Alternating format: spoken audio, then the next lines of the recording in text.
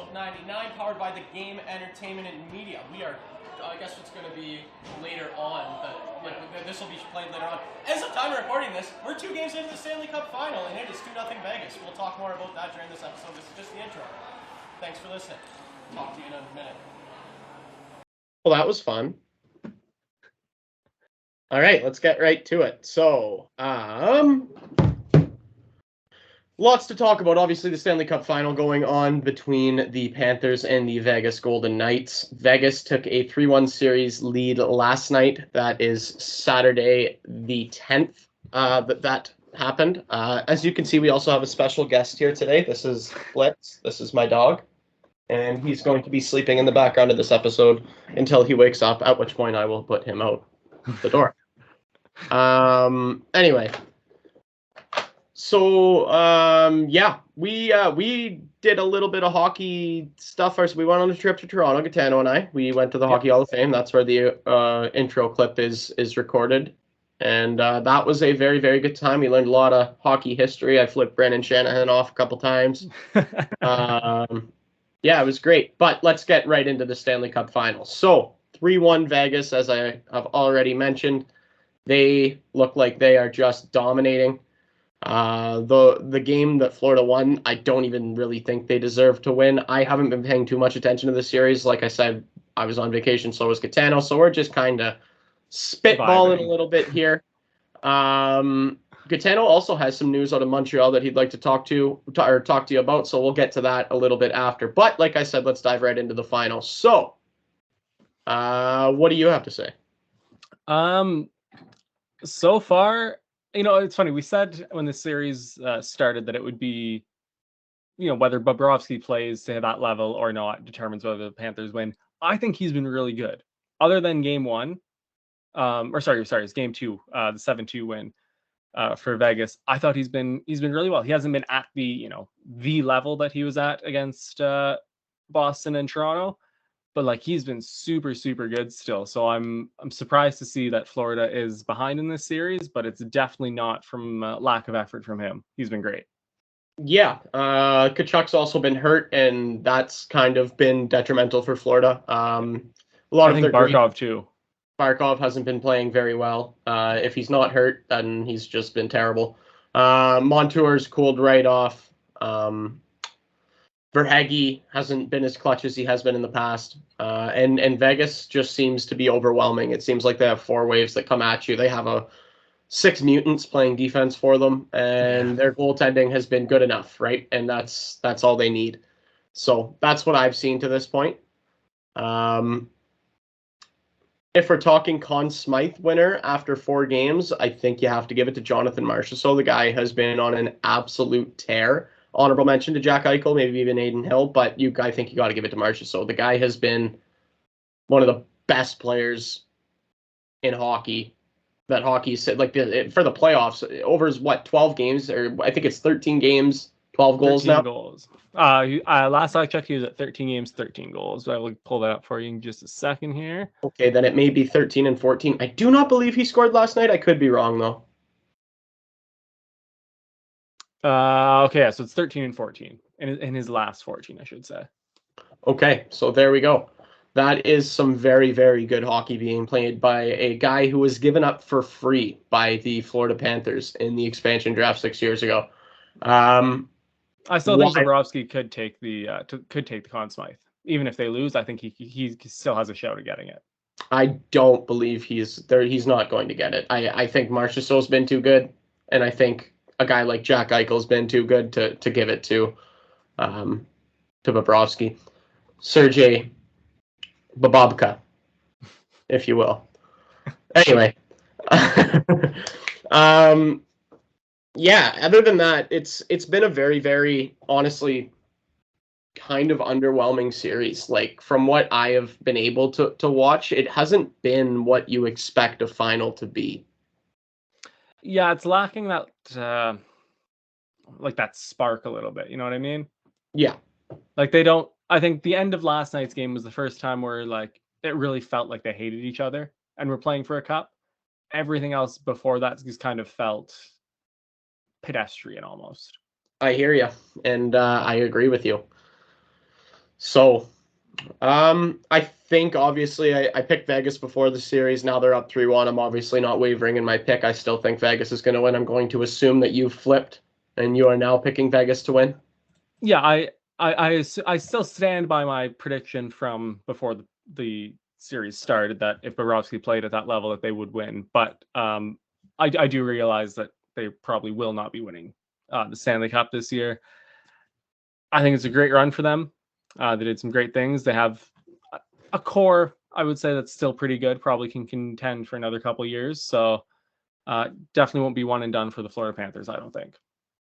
No, it'll be interesting to see what happens because I think even their success, they barely made it into the playoffs. I think their success depends heavily on what Sergei Bobrovsky can do moving forward. If he is what he was all of the regular season last year or even the year before, they are not going to be a contender in my eyes.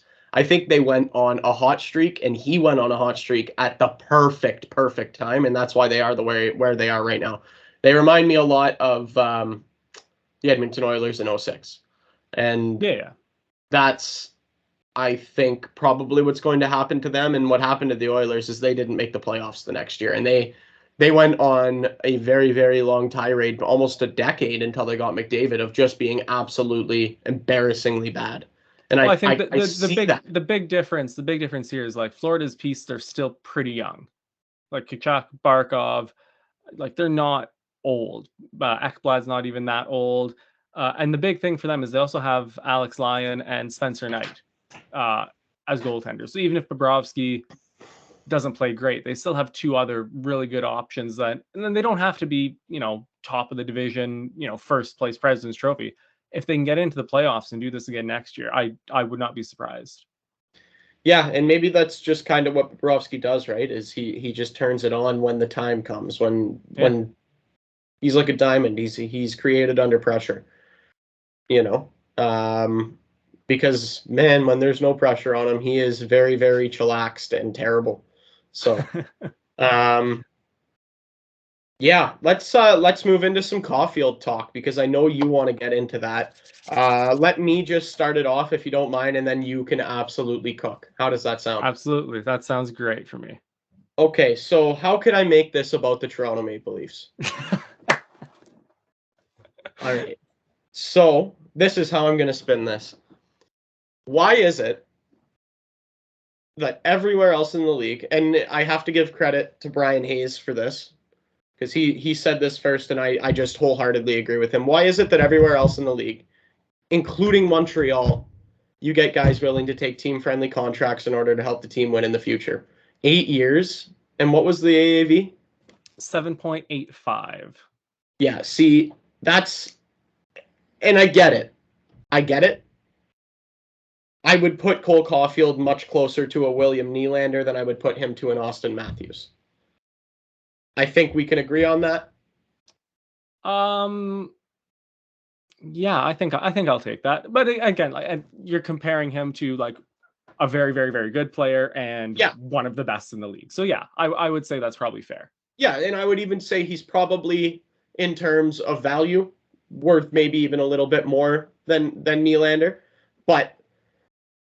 And so it's not the AAV that I'm mad at because he got paid. Let's be honest. Yeah. Cole Caufield got paid. He got a lot of money. And so did... I think it is 62.8 mil over the course of the contract. So did William Nylander. So did Austin Matthews. But what drives me and what drives a lot of Leafs fans absolutely crazy is the fact that we can't get the 8 years. Why can't we get the 8 years? Every one of these guys who we put so much money and faith and power into their hands, and they won't give us the 8 years. McKinnon signed for 8 years. McDavid signed for 8 years. Makar signed for 8 years. Pasternak signed for 8 years. Caufield signed for 8 years. Austin Matthews signed for 8 years. Austin Matthews, though, no. He wants to milk it for every last penny possible. At what point is it about being a Toronto Maple Leaf and not about making every last penny possible? Seriously, because he's going to make a ton of money. Like, Austin Matthews is going to get paid a ton of money. But give us the fucking 8 years. Like, seriously. Yeah, it's a tough one. Why is it just him? Why is it just him? Why is it just Willie? Why is it just Mitch? Why isn't it Cole Caufield? Why doesn't Cole Caufield take a 4 or 5 year bridge deal? Because he wants to put this team in a position to win. That's why. He wants to put the Montreal Canadiens in a position to win. Right? Yeah, 100%. But yeah, and that's I don't. And look, I've never been in the position to have this kind of money, but like, I feel like at that point, those couple extra million that Matthews might be looking for, like, it doesn't really make a difference. Not in my eyes. If you're talking about, making 11 million versus making 13 million, well, and it's not even when that 2 million can be used to, bring in someone who might help you win a Stanley Cup. And if you can lock yourself up for 8 years of, being that guy, I've never understood that. Well, here's what it is, though, and why he doesn't want to take the 8 years is because the cap is expected over the next 5 to 10 years. It's expected to go up huge. Yeah. Which means he's looking for this payday and then another one when the cap is much, much higher. Yeah.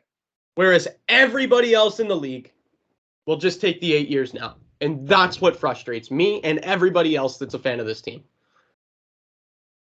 And it's always been like this. It's always, since those guys were drafted, we knew this was what was going to happen. Yeah, it's tough. But as a Habs fan, I'm super happy about the Caufield contract. Yeah, you go off, man. I'm sorry. I just had to get that off my chest. No, all good. Yeah, no, I like the fact that he's locked down for 8 years is phenomenal. I know he's said it, and Kent Hughes has said it as well, that it was important that it was less than what Suzuki's contract was. He's seen as the leader, the number one guy in the team. So they felt it was important to keep that kind of in perspective. And I think that's a really good way to kind of structure your salary, your cap, is to say the captain is going to get paid the most and everyone else is going to follow underneath that. So I think that was super important. And I'm really glad that the players are kind of buying into that as well. Because it's one thing for management to say that, but it's also way more important that the players understand that, buy into it, and really get it. Yes. And yeah, I think maybe it might not be the best value deal maybe next year or the year after, but give it 3-4 years into this deal and it's going to be like worth every penny of it. And he'll still be worth every penny during the years that he's not maybe worth it. But like I said with the Suzuki deal last summer, like by the time this year gets to year 6 or 7, it's going to be one of the best contracts in the league, no doubt. See, I find it interesting that you find Suzuki more valuable than Cole Caufield, because I kind of see it the opposite.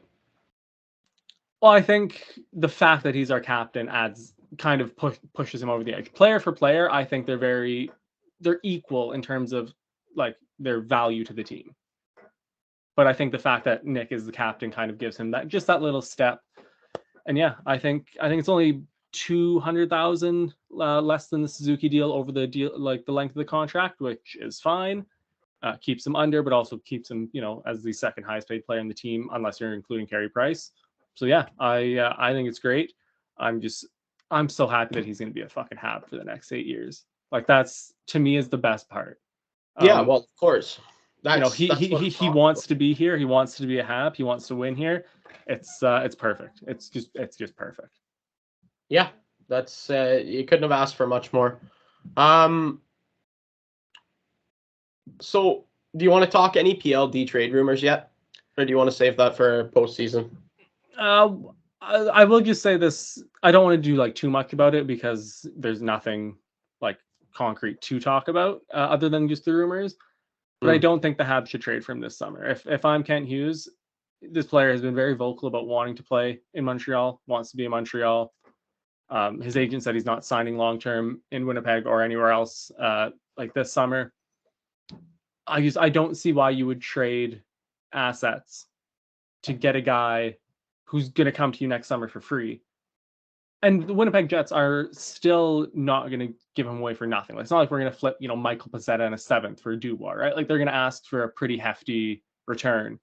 So I don't see the value in doing it this summer. He doesn't make us a contender next season. If we were a 2C away from being a legitimate Stanley Cup contender, absolutely send it, go for it. But adding Pierre-Luc Dubois to this team doesn't push us far enough to be worth trading for him. So yeah, I don't think we should trade for him. I think you just wait for next summer, sign him as a free agent. He's not going to take a hometown discount. We know that, but like, hopefully with the cap going up, this season and hopefully next summer as well, I think that makes the most sense for the Montreal Canadiens. Yeah, okay. That's fair. I like your thinking there. There's not a whole lot else to talk about. I feel like this is a short episode. What are we missing? So we did have a couple of trades in the last few days. So we'll start with Severson getting traded from New Jersey to Columbus in a sign-and trade. Kind of a hefty deal for him as well. He gets 6.25 until 2030, 2031. Thoughts on that? So 8-year deal. I think that's an interesting. My original thought process was that it was kind of setting an interesting market for defensemen in this offseason. But I kind of looked at his comparables, and I think that's probably a pretty fair deal for both sides. If you look at defensemen that are making the same amount of money as he is, that's about what he should have been paid. I think that's probably pretty reasonable. Not too much disruption, you could say. Yeah, and I think especially the back half of those 8 years, if the cap is going up, that's going to be a really good deal. Wait, he's going to Columbus, right? Yeah, he's going to Columbus, New Jersey, getting a third round pick, 80th overall in return for him. If he wasn't going to re-sign in New Jersey, didn't want to stay there long term, then I think that's a pretty okay return. Let's talk about some more news in Columbus while we're on the subject. Mike Babcock. So is that official yet? It's not official, but it is heavily rumored. Like TSN has tweeted it like it is official. So let's talk about it. Interesting. Very interesting. I guess it's kind of a similar position that he was put in Toronto when he first got here, if you think about it. Team that wasn't very good. He was very young. He was the coach when we finished last place. And secured Auston Matthews in that draft. So it's an interesting decision. I don't know if I like him back in the NHL. I just don't think he's got it anymore, to be completely honest with you. I think his time is up. I think this is his last chance. If he can't, prove to still be an NHL level coach with Columbus, then I think it's curtains for him. He'll go junior, he'll do university, he might go into like upper management. But I think if this doesn't work out as a head coach, then this will probably be his last job as a head coach in the NHL. Well, you can't say that Jarmo Kekalainen there, the GM in Columbus, isn't surrounding him with things that he needs, because he just got 2 new defensemen in Provorov and Gavrikov. Am I wrong in saying that? Yeah, I think those are 2 big acquisitions there for sure. And then they also have Werenski. So that's a pretty solid top 3 defensemen there. Not the best in the league, but I mean, that's better. That's going to put them in a better spot than they were in last year, obviously. Laine, Gaudreau up front. They're going to have a top 3 pick this year. They ended up with the 3rd overall pick, right? I want to say they had 3rd, yeah. I think it went Chicago, Anaheim, Columbus, if I'm remembering correctly. It's either them or San Jose. One of them has 3, one of them has 4, and the Habs have 5. Anyway, they're going to end up with a very, very good player from that draft. They have goaltenders that have been good in the past. They were not very good last year, but they've been decent in the past. It'll be interesting to see if they can make a turnaround there in Columbus. I'm not saying that they're going to go make the playoffs next year, but I don't know if they're going to be a bottom 3 team in the league again. Yeah, I think they have the pieces to kind of turn it around and start going the right way. I think it's going to look very much like Montreal the last couple of years, where it's, maybe not bottom feeders, but not still playoff teams. But they do have some good pieces. They have Gaudreau, they have Laine, they have Roslovic, who I really like. I think they have the young players like Kent Johnson and Cole Sillinger. Who's that Russian kid, that Russian rookie last year that scored a ton? Kirill Marchenko. Marchenko, that's the one. Yeah, like that's it. Like they have these really good pieces. I think Mike Babcock is one of the best coaches of our generation for sure. What he did with Detroit and what he did with Team Canada was just stupid. So I really think he, in the past, has made some really good teams. I think this is going to be a big challenge for him. But I'm looking forward to seeing it. And it's just nice to see him back in the NHL. He is, like I said, one of the best coaches of our generation. Might be one last run, but I think it's a good compared to who else were they going to get as a head coach? Hey, The market is not good. And let's be honest, for me, it's a lot of sour grapes because I don't like how he was in Toronto. I don't like the strategies, the way that he dealt with his players. I just wasn't a fan, and that's part of the reason that I'm a little hesitant about calling this a good signing for the Columbus Blue Jackets. Yeah, I fully get that from you. He spent the last couple of years coaching University of Saskatchewan. Yeah. I haven't heard anything like crazy out of there, so hopefully. And the other thing with that is he's kind of coached this younger generation now. So maybe we'll see if that has kind of rubbed off on him, where he understands the younger generation a little more and is a little less like old school Babcock, and we might see some like new school Babcock. But yeah, I think with the coaching market the way it is, I think that's probably their best bet. And yeah, I think it's a good one. All right. Was there another trade that you wanted to speak on? Yes, we had a 3-team trade between Columbus, LA, and Philly. And this was the Provorov deal. Yeah, so Columbus ends up with Ivan Provorov, with a part of it retained by LA.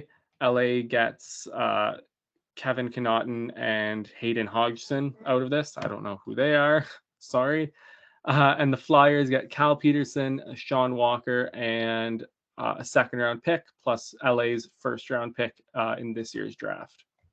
And then there's a couple more conditional draft picks in there. I don't want to get into the details of it because it's kind of, yeah. Interesting, man. I want to know something that I find fascinating is the decline of Cal Peterson. At one point, he was like the successor to Jonathan Quick. They were so happy about what they were getting there in LA, and it's just taken a turn. Yeah, and I think it's interesting with him going to Philadelphia, considering that the Flyers have now started listening and putting out feelers for Carter Hart. Yeah.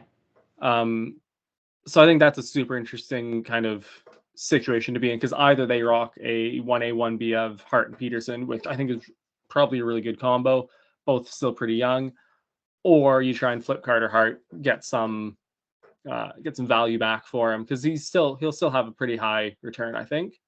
Probably. Yeah. Is their plan not to go rock bottom next year again? I mean, I don't know if that's the plan, but is that the worst thing that could happen to them? Probably not. Yeah, I think they're trying to go full Bedarded like Chicago did, if you ask me. Who's the projected number 1 next year? I honestly have no idea. See, that's the only reason why I don't think they're going like full Chicago, just because I don't know who the projected number 1 pick is, and I feel like it's one of those ones like if at this point you don't know who's probably going number 1 next year, it's probably not. Well, I think, let me put it to you this way. I think if any of the top 4 were a year younger, they'd be going number 1 next year in this 100%. year's. Between 100%. Carlson, Fantilli, and Michkov. Yeah. Fantilli's going to be good. Fantilli's going to be good.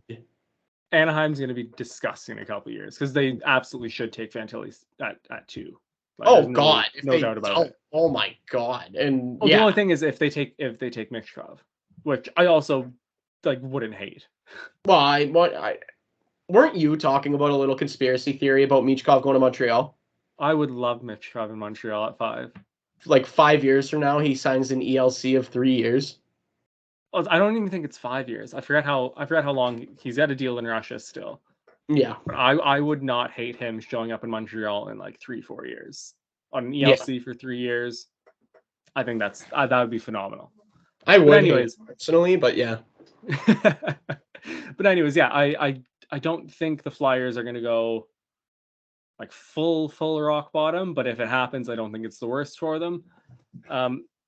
Yeah, I also wouldn't hate Carter Hart in Montreal, but I feel like that's a long shot. That's a long shot. That would be something interesting to build on, though. Oh yeah, very interesting. And they turn the 2. Sorry, watching the Jays game. Yeah, okay. I think that's pretty much all we have to talk about. I don't know how we stretched this episode out as long as we did. We kind of talked about nothing for a long time. Yeah, we did a little bit. But anyway, so game 5 goes on Tuesday night. Will the series be wrapped up by then or what? I wouldn't be surprised if Florida took one more, but I think that's about it that they're going to be able to do. So just for context here, so game 5 is on Tuesday, game 6 is on Friday, game 7 would be on Monday. So potentially still one more episode talking hockey left before the season wrap up, but more than likely we'll be wrapping up the season next week. Agreed? Yeah. I'm even considering, if that does go 7, should we postpone it and then record it on, like, say, the Tuesday, and then have episode 100 for the Stanley Cup Final wrap up? I feel like that's probably a good idea. I don't think that will happen. I can't see Florida pushing 7 here. Me either. But if it does happen, we'll obviously let you, the listeners, and our fans know and keep you guys up to date on that. Yeah, sorry for not posting the graphic for last week's episode until today. We were kind of busy, sorry. Yeah, we were. Yeah, like I said, we were in Toronto for the week. I forgot about it. He forgot about it. It happens. Yeah. But yeah, I think it's done in 5. I think back in Vegas as well. I think it's over. Yeah, you think they take it at the Fortress? I think they take it in the Fortress. I think Sioux Boy Mike Matteo wins the Stanley Cup. And we get to go see it again. I think so. Yeah. All right. Well, thank you everybody for listening to this episode of the Bitter Rivals podcast powered by The Game Entertainment and Media. This has been episode 99. We can't wait for episode 100 next week. We got a couple outfits if you're watching on video that you're gonna very much enjoy looking at. Yeah. Thank you again for listening to this week's episode. Like we said, we're probably going to be talking about a Stanley Cup winner in the next episode. So gear yourself up for that. And we will talk to you either next Sunday or Tuesday, it sounds like. Thank you again for listening. Ciao.